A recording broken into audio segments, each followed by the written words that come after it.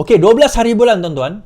12 hari bulan insya-Allah kita akan ada macam saya katalah podcast dengan Rafizi.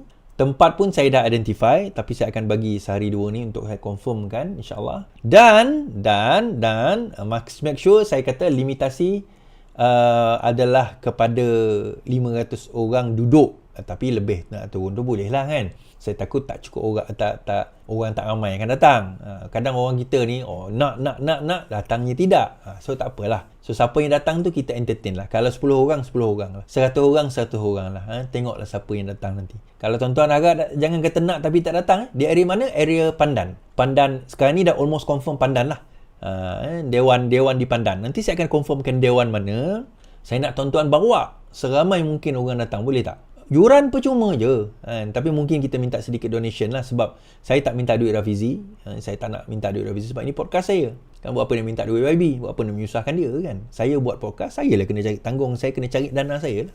Kita nak buat real reform ni tuan-tuan. Saya rasa kita kena bawa orang yang betul-betul boleh dah tahan dengan ujian kuasa. Dah teruji dengan ujian kuasa. Saya rasa Rafizi salah seorang yang dah teruji dan alhamdulillah so far dia berjaya dalam ujian kuasa tersebut. Nick Nazmi. Okay, later kita bawa Nick Nazmi juga kan. Macam mana tuan-tuan? Okay? Boleh tak kita bagi hashtag sikit? Real Reform. RR. Real Reform. Real Reform. Okay.